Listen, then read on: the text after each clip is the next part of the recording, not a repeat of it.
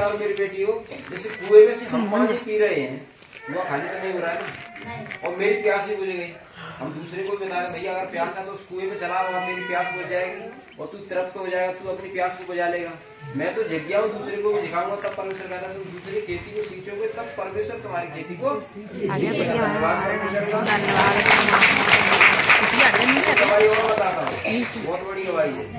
एक भैया थे, उनकी आंखों में बहुत ज्यादा समस्या हो गई थी और उन्होंने बहुत सी दवाई करवा दी, बहुत परेशानी, बीमारी भी थी और आंखों में समस्या थी, आंखें खुल नहीं रही थी। और मेरे पास फोन आया कि सोनू क्या ऐसी ऐसी बात है, क्या हो गया। सत्संग वो जानते नहीं थे, किसी ने बता दिया कि सोनू सत्संग करने के लिए जाता है। तो उनका मेरे पास फोन आया और उन्होंने कहा कि भैया तुम वो जार दे में बड़ा परेशान हो। मैंने कोई बात नहीं, मैं चंगाई कर रहा हूँ, परमेश्वर जानने वाला, परमेश्वर सब कुछ करने वाला। मैं तो ऐसे किसी माइक से ऐसे पूरी जनता के पास आवाज पहुंच जाती है तो उनको माइक की जरूरत पड़ती है। इसी तरीके से आपको मुझे वचन बताना है तो परमेश्वर स्वयं तो आ नहीं सकता, क्योंकि हम धर्मी नहीं है। परमेश्वर मेरे को यूज कर रहा है, मेरे को अपने काम के लिए पहुंचा रहा है, तो मेरा काम करना है कि परमेश्वर के काम को मैं करूं। मैंने उस बेटे के लिए प्रार्थना करी, आप यकीन नहीं मानोगे, दूसरे दिन फोन आया कि वास्तव में ये सत्संग तो बहुत अच्छा है, मेरी आंखें भी अच्छी हो गई और मेरे शरीर में जो प्रॉब्लम थी वो भी चली गई। तो मैं धन्यवाद करता हूँ उस परमेश्वर के लिए, वो सब कुछ कर सकता है, वो मुर्दे को जीवित कर सकता है, सिर्फ हमारा विश्वास होना चाहिए, विश्वास होना चाहिए। और अगले के द्वारा जो वचन बोला गया है उस वचन को अपने अंदर अपन रख करके लेकर जाएंगे। अपन एक गेहूं के दाने ले जाके अलमारी में रख दो, क्या हुआ, कुछ भी नहीं, सड़ जाए, खराब हो जाए। उसी दाने को ले जाकर बढ़िया खेत में बोई दो, जो तो डरो हुए अच्छा खेत पड़ाओ, खाली पड़ाओ, खेत के अंदर डाल दो तो वो दाना जमेगा, फलेगा, फूलेगा, फलवंत होगा और फल लेकर के आएगा। एक दाने में से 70-80 क्या निकलेंगे दाने। अगर उसी दाने को अपने यहाँ पे ही रखा रहने दो, गल जाएगा, खत्म हो जाएगा, किसी काम का नहीं। परमेश्वर का वचन कहता है मेरे बेटा मेरी बेटी हो, अगर तुम मेरे वचन को ले जा करके फैला दोगे तो तुम्हारे अंदर सामर्थ फैलती चली जाएगी। अगर वचन को अपने अंदर रख दोगे, नहीं मैं बता रहा हूँ तो ये तो कहा था वैसे ही मुझे शर्म लगेगी, तो बहुत ऊंचे घर की शर्म लगेगी, पता नहीं जिनमें वचन सुनोगे नहीं सुनोगे। मैं अपनी खुद की गवाही बता रहा हूँ, कल परसों की बात है। एक बेटा था, पढ़ रहा था ग्वालियर में, और गांव से जैसे मैं दवाई करके निकल रहा था और मैंने कि मैं परमेश्वर के वचन को इसको बता दूं, मेरे दिमाग में आ रहा था, मैं डर गया खुद। आपकी बात छोड़ो, मैं खुद डर गया, मैं रहने दो, कहाँ काम की चक्कर में पड़ गए सत्संग में, मैं पढ़ाई अपनी तैयारी कर रहा हूँ। और वो बेटा भी अंदर से दुखी था, क्या पता परमेश्वर ने मेरे मन में डाला हुई बात। कुछ ऐसी परिस्थिति बनी कि वो मेरे को ही पूछने लगा भैया खेलने जा रहे हो, यहाँ बैठ जाओ। मैं दूसरी जगह जा रहा था, लेकिन वैसे पता ही नहीं पड़ा कि बातों बातों में पोसा पहुंच गया। मैंने पूछा कि भैया कहाँ रहते हो, उन्हें ग्वालियर रहेंगे, कर रहा हूँ वो कर रहा हूँ। उन्होंने उस बेटी ने खुद मुझसे बोला कि भैया क्या सत्संग करते हो, तो मैंने यहाँ करता था, मेरी मम्मी गई थी, बताया था सत्संग अच्छा है, बहुत है, ऐसा काम होता है वैसा होता है। मैंने बताओ परमेश्वर में अंदर सोच रहा, मैं उसको वचन बताने की सोच रहा था, परमेश्वर इसने मुझे खुद बता दी, मेरी गलती है। मैं डर रहा था और मैं डर रहा था कि ये मुझसे कुछ बोलने ना लगे, यार कहाँ सत्संग के चक्कर में पड़ गए हो, और इसने खुद मुझे बताया। तब मैंने उसको लेकर के बस मैं यही चाहता हूँ कि सत्संग बताने की मतलब परमेश्वर के वचन को बताने का मौका तो मिले। और जब मैंने उसको परमेश्वर के वचन के बारे में बताया तो वास्तव में वो अंदर से दुखी था बेटा, वैसा खुशी से हो गया कि वास्तव में परमेश्वर है इस संसार में। अगर परमेश्वर ना होगा तो इस संसार पत्ता भी नहीं चलेगा, हवा भी नहीं चलेगी। अपन कहते हैं 36 जल पावा गगन समीरा और 5 तत्व से बना शरीरा, और उस तत्व में सिर्फ एक परमेश्वर का तत्व है, और वो परमेश्वर का तत्व अगर अपने अंदर से निकल जाएगा तो अपन मट्टी के मट्टी में फिर मिल जाएंगे। क्या लेकर के आए, क्या लेकर के जाएंगे, मट्टी को पुतला और मट्टी में ही मिल जाएंगे। तो उस परमेश्वर का धन्यवाद करूं। परमेश्वर का वचन कहता है शांत रहेंगे। यशायाह भविष्यवक्ता की पुस्तक 61 में लिखा है उद्धार का शुभ संदेश। शैतानो शांत रह जाओ, आगे परमेश्वर का वचन सुनिए।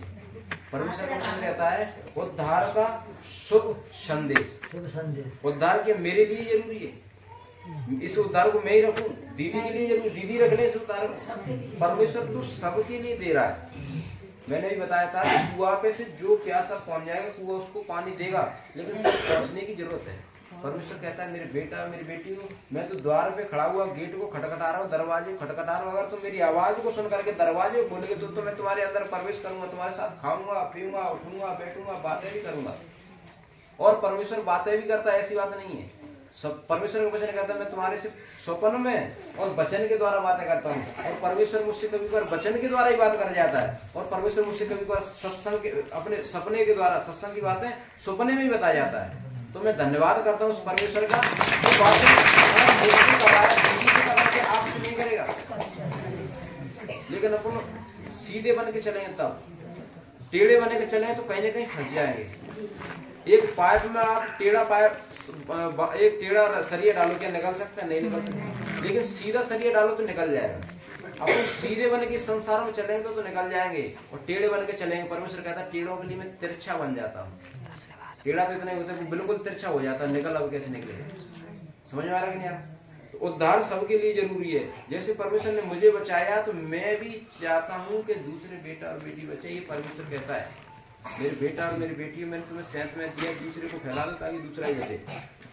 परमेश्वर प्रभु परमेश्वर का आत्मा मुझ पर है। ये परमेश्वर कौन बता रहे हैं? गुरु हमारे कह रहे हैं। ऐसे एक आराधनालय में परमेश्वर सत्संग कर रहे थे और उनको एक पुस्तक दी गई, और उन्होंने ये वचन में लिखा गया था 700 साल पहले। लेकिन जब पुस्तक दी गई तब उन्होंने उस पुस्तक को पढ़ा, और वो वचन तब से काम करने लगा जब उन्होंने पढ़ा। तब वचन उनके अंदर गया, तब काम करता है। सुनो मेरी बात। तब परमेश्वर ने कहा प्रभु परमेश्वर का आत्मा मुझ पर है, क्योंकि परमेश्वर ने सुसमाचार सुनाने के लिए मेरा अभिषेक किया है। परमेश्वर कह रहा है मैंने तेरा अभिषेक इसके लिए किया है कि शुभ संदेश को सारे जगत में फैला दे। अभिषेक किया है और मुझे इसलिए भेजा है कि खेदित मन के लोगों को शांति दूं, कि बंदियों के लिए स्वतंत्रता करो, कैदियों के लिए छुटकारे का प्रचार करो। आपने देखा हो अनीता दीदी आती हैं, उनके पति जेल में चले गए थे। परमेश्वर का वचन कहता है कैदियों के लिए छुटकारे का प्रचार करूं, और आप यकीन नहीं मानोगे उनको जीवन भर की क्या हो गई थी? जेल हो गई। जब प्रार्थना करी ऐसे हालात बने, परमेश्वर ने पता नहीं किसका मन बदला, जज का बदला, वकील का बदला या गवाह का मन बदला, सारे केस फिनिश हो गए। आज वो कहाँ है? घर पे। आज घर पे है। अगर अपन परमेश्वर में ना चलते तो पूरा जीवन कहाँ बिताना पड़ता? जेल में। परमेश्वर का वचन सत्य है और सामर्थ्य और काम करने वाला परमेश्वर। सिर्फ काम करने के लिए अपने अंदर लेने की जरूरत है। धन्यवाद परमेश्वर, क्योंकि परमेश्वर के प्रसन्न रहने के बरस का और हमारे परमेश्वर के पलटा लेने का दिन का प्रचार करूं। आप ये मत सोचो कि ये ऐसे काम कर रहा है, उल्टे सीधे काम कर रहा है और ये बढ़ गया, मैं भी उल्टे सीधे काम करूं, मैं भी बढ़ जाऊं। परमेश्वर कह रहा है कि मेरे काम करने में थोड़ी सी देरी है। जब मैं पलटा लेता हूँ तब पता सबको पड़ता है, और लेकिन इंसान आसमान पहुंचे वो भी धरती मिट्टी मिल जाता है। समझ आ रहा है नहीं आ रहा? परमेश्वर कहता है कि पलटा लेना तुम्हारा काम नहीं है, पलटा लेना मेरा काम है। क्योंकि परमेश्वर के प्रसन्न रहने के बरस का और हमारे परमेश्वर के पलटा लेने के दिन का प्रचार करूं। आज मैं अगर बुरा काम कर, अरे सत्संग में जाएंगे तो चोरी छोड़नी पड़ेगी, अरे सत्संग में जाएंगे तो चुगली छोड़नी पड़ेगी, अरे सत्संग में जाएंगे तो बुराई छोड़नी पड़ेगी, अरे सत्संग में जाएंगे तो उल्टे सीधे कर्म छोड़ने पड़ेंगे। मैं तो ऐसा होता हूँ कि लड़की ने ताकत हो, मैं तो ऐसा था मेरी गंदी नजर थी, ये काम छोड़ने पड़े तो सत्संग वास्तव में बेकार है ऐसे तुम्हारे लिए। अगर तुम इन कामों को छोड़ कर आ रहे हो तो सत्संग तुम्हारे लिए बहुत अच्छा है। धन्यवाद परमेश्वर। अगर इन चीजों को छोड़ना पड़ेगा तो हमें सत्संग में जाएगा तो चुगली छोड़नी पड़ेगी। दीदी कई बार कहती है तुम सत्संग कर रही हो, चुगलियां कर रही हो, सत्संग कर रही हो फिर भी झूठ बोल रही हो, सत्संग कर रही हो और फिर भी उल्टे सीधे कर्म कर रही हो, तो तुम्हारा जाना ही व्यर्थ है। तुम बदनाम हो रही, परमेश्वर को बदनाम कर रही हो और अगले को भी बदनाम कर रही हो।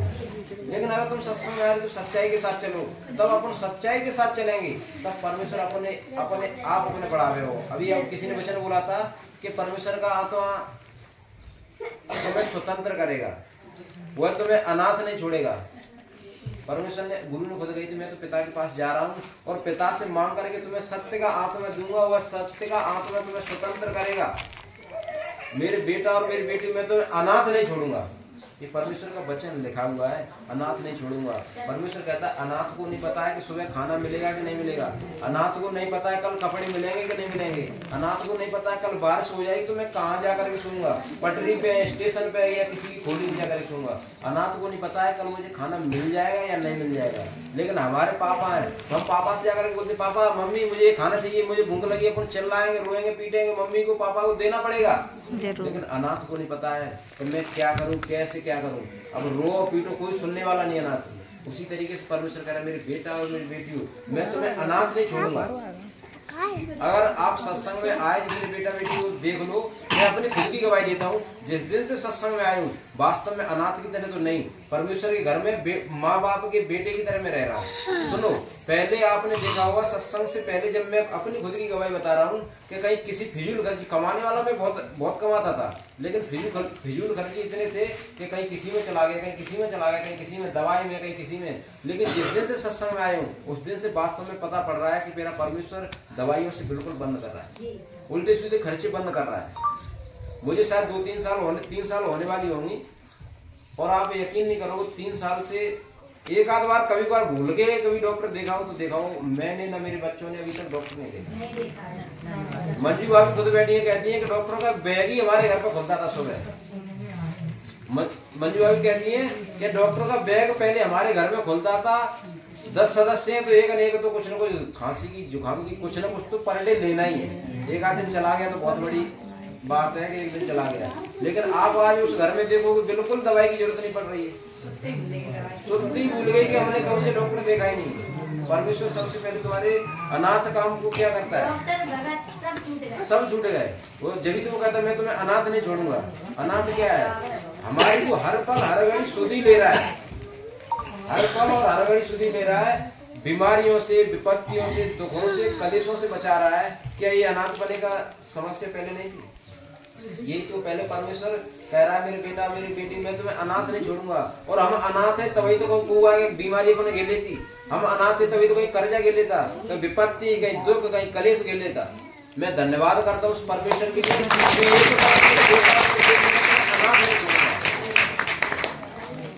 बस यही है कि परमेश्वर के वचन को उनको क्या करना है, फैलाना है। तब परमेश्वर कहता है उठ प्रकाशमान हो, क्योंकि तेरा प्रकाश आ गया है, तेरा प्रकाश आ गया है। मेरे बेटा और मेरी बेटियों उठो, प्रकाशित हो जाओ, क्योंकि तुम्हारा प्रकाश होने का समय आ गया है। जब प्रकाशित समय होने का आए तब अपन सोते रहेंगे तो सोते रह जाएंगे, लेकिन जो जागेंगे वे पावेंगे। 10 कुमारियां थी और 5 क्या थी, मूर्ख। 5 सोती रही और 5 क्या थी, समझदार। तो वो परमेश्वर के राज्य में प्रवेश करने पाई। जो मूर्ख थी वो मूर्ख चिल्लाती रही, भारत चिल्लाती रही और उनका कुछ भी नहीं हुआ। जागेगा जो पाएगा, सोएगा वो सोएगा। धन्यवाद परमेश्वर। तब परमेश्वर कहता है मेरे बेटा और मेरी बेटी देख, राज्य के लोगों पर तो घोर अंधकार, लेकिन तेरे ऊपर परमेश्वर का आत्मा प्रकट होगा। परमेश्वर की ज्योति तुझ पर आएगी और वह तुझे प्रकाशित करेगी। तब परमेश्वर कहता है जाति जाति तेरे प्रकाश के लिए और राजा तेरे आरोहण की प्रताप की ओर आएंगे। अगर मैं भी शारदा बनना चाहती हूँ, मैं भी शारदा के जैसे काम करना चाहता हूँ, तो परमेश्वर की प्रार्थना को और परमेश्वर के एक एक वचन को अपन लेकर के चलेंगे। शारदा दीदी को परमेश्वर धनवान कर रहा है, हमें भी धनवान करेगा सब चीज से, एक पैसे से नहीं। परमेश्वर की सामर्थ्य से भी वो हमें धनवान करेगा, बेटा बेटियों से भी धनवान करेगा। दीदी के छोटे वाले बेटे के कोई बेटा नहीं, तो 6 साल हो गई थी शादी के। परिवार के क्या कहने लगे पता है, अरे दीदी तुम तो खुद सत्संग में चलती हो और तुम्हारे खुद तुम्हारी बहू के बेटा नहीं है। लेकिन दीदी ने जब 1 महीने लगातार परमेश्वर से प्रार्थना करी, पहले तो सबके लिए करी, लेकिन परमेश्वर अब तो मेरी ओर भी ध्यान दे, मुझे ताने पड़ रहा है। जब अपने लिए प्रार्थना करी, अपनी बहू के लिए प्रार्थना करी, उनकी बहू के जब बेटा हो गया उसी महीने वो गर्भवती हो गई बहू उनकी, और जब बेटा हो गया तब ताने देने वालों को नहीं पता पड़ रहा है कहाँ चले गए। समझ में आ रहा कि नहीं आ रहा? तो हमें किसी से डरना नहीं, कौन क्या कह रहा है कौन क्या नहीं कह रहा है, लेकिन परमेश्वर के वचन को अपने हृदय में रख के नम्रता से चलना है। क्योंकि पलटा लेना उसका काम है, हमारा काम नहीं। ना जिनने भी ऐसा करता मैं ऐसा करता नहीं। परमेश्वर ये कहता है मेरे बेटा और मेरी बेटी हो, पलटा लेना तो मेरा काम है, तुम सिर्फ मेरे धर्म और राज्य खोज करो। दुनिया की हर एक वस्तु तुम्हें पीछे पड़ के मिलेगी। नहीं वो तो मकान चाहिए, मुझे तो बेटा चाहिए, मुझे तो धन संपत्ति चाहिए, मैं कर्जा के नीचे हूँ, कैसे मैं लेकर आऊँ? अभी वचन बोले गए थे, इन वचन के अनुसार चलो, अपन हर एक चीज लेंगे। परमेश्वर का वचन कहता है जो भी तुम्हें चाहिए पहले तुम धनी को ढूंढ लो, धन तो अपने आप मिल जाएगा। तुम मेरे धर्म और राज्य खोज करो और दुनिया की हर एक वस्तु तुम्हें पीछे पड़ के मिल जाएगी। अपन समोसा लेने के लिए जाते हैं, चटनी उसके साथ फ्री मिलती है कि नहीं मिलती? परमेश्वर कहता है तुम मेरे धर्म और राज्य खोज करो, दुनिया की हर एक वस्तु, घर है, मकान है, बेटा है, बेटी है, विपत्ति है, कलेश है, उनको सारी चीजों को मैं तुम्हारे अनुसार तुम्हारे अंदर व्यवस्थित कर दूंगा, लेकिन तुम मेरे धर्म और राज्य खोज करो। जब अपन परमेश्वर के धर्म और राज्य खोज करेंगे तो हर एक वस्तु अपने पीछे पड़ के मिलेगी। परमेश्वर का वचन आगे चल के क्या कहता है? मेरे बेटा और मेरी बेटी हो, मैंने क्रोध में आकर के तुम्हें दुख दिया था, मैंने क्रोध में आकर के तुम्हें दुख दिया था, क्योंकि जैसो मैं करेंगे वैसो मैं भरेंगे। जैसा आपने किया था मैं क्रोध में आ गई, इस वजह से मैंने तुम्हें दुख दिया था, लेकिन अब मैं तुमसे शांत हूँ, अब मैं शांत हूँ और मेरी शांति तुम्हारे अंदर दिखाई देगी। तो मैं सब बेटा और बेटियों से यही निवेदन करता हूँ कि परमेश्वर की शांति अपने अंदर आई है तो उस शांति को लेकर के जाएं और उस शांति को अपने अंदर बनाए रखें, क्योंकि परमेश्वर ने कही थी मेरे बेटा और मेरी बेटी मैं स्वर्ग में जा रहा हूँ, लेकिन अपनी शांति तुम्हें दिए जाता है। कुछ न कुछ अपने अंदर शांति रखनी पड़ेगा। अपन चैन में करते रहेंगे तो कभी शांति अपने अंदर व्यवस्थित नहीं हो पाएगी। हे मेरे दयालु दयावान सामर्थ्य परमेश्वर पिता, मैं प्रार्थना करता हूँ जितने बेटा और बेटियों के अंदर ये तेरा आत्मा का वचन बोया गया मेरे पिता, तो सब बेटा और बेटियों को आशीष देना, बरकत देना मेरे दयालु दयावान सामर्थ्य परमेश्वर पिता। ये वचन उन्हें कि हृदय रूपी पटिया पर लगे, कोई दुष्ट, कोई बीमारी, कोई विपत्ति, कोई दुख, कलेश, कोई सताव, कोई कर्जा, कोई भी इस वचन को चुराने न पाए मेरे परम प्रधान परमेश्वर पिता। मैं प्रार्थना करता हूँ मेरे परमेश्वर पिता, इस वचन के द्वारा मेरे बेटा और बेटियों को बड़ी बड़ी आशीषें देना, बड़ी बड़ी गवाहियां देना, बड़ी बड़ी बरकतें देना मेरे दयालु दयावान सामर्थ्य परमेश्वर पिता। तेरा धन्यवाद मेरे दयालु दयावान सामर्थ्य परमेश्वर पिता। इस प्रार्थना को अपने गुरु के नाम से मांगता मेरे परम प्रधान परमेश्वर पिता, और तेरी शांति इन सब बेटा और बेटियों के ऊपर मांगता मेरे दयालु दयावान सामर्थ्य परमेश्वर पिता। जितने बेटा बेटी इस आवाज को सुन रहा है, परमेश्वर की आवाज को सुन रहा है मेरे पिता, आज इन सब बेटा और बेटियों के जीवन में शांति आने पाए, शांति आने पाए, शांति आने पाए। पिता तेरा धन्यवाद। एक बार जोरदार ताली